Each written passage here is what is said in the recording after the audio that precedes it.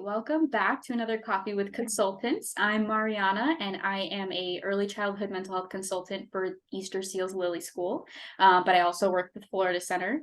And I'm here with Linda Tobiasen, and she works at the Starfish Academy, and she's also an early childhood mental health consultant. And today we're going to talk about bullying awareness with back to school coming right around the corner, and just kind of some tips and tricks that we can offer you to make sure that every child feels safe, included, and that everything goes as smooth as possible. So first, I think it's important that we talk about what kinds of bullying there are. So there's verbal, there's physical, and there's social. Obviously, we're lumping that into three categories, and there's a lot more that can be said about that. But I think those are kind of the main ones that we can kind of keep an eye out for and just be aware of. And Linda, I guess I just want to start by asking, what are the ways that you've noticed bullying at your school? Yeah, I'll share some ways.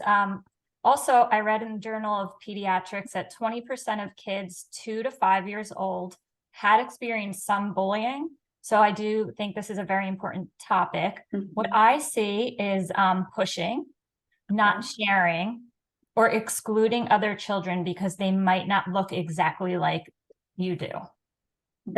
That's a really good point. Yeah. So it usually begins when somebody looks differently or dresses differently, or maybe they have a speech or language delay, and that can be different as well. Okay. Yeah. I think it's really interesting that you say that because I've noticed the same thing here.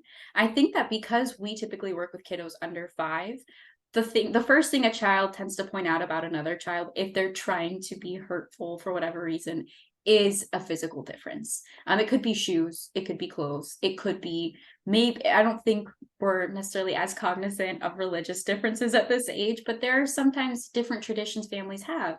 And I think that's why we felt it was so important for us to talk about diversity, equity, and inclusion today.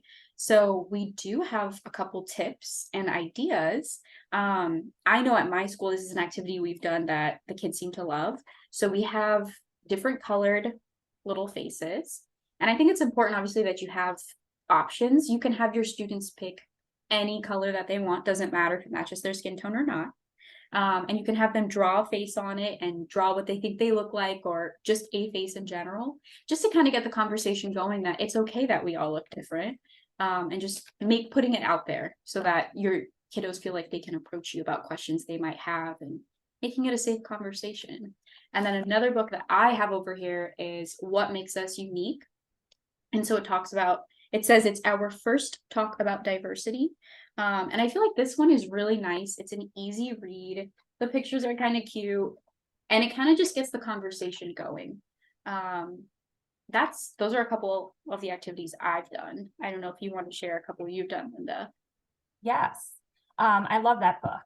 And I think the Florida Center does a great job including other children by reading books. And another book that I like is We're Different, We're the Same. So it kind of will point out a difference. We're different. Our noses are different. We're the same. Our noses are the same. I love that. Yeah. Season width. So I think that's one way they get to inclusivity. Also, I noticed teachers will have out colors of around the world for children to color with. I think parents and teachers can both do these things at home to just start, the conversation, or let children be aware that there are differences. And I really feel like, it starts with the parent, the caregiver, the teacher. So, being a good role model is so important.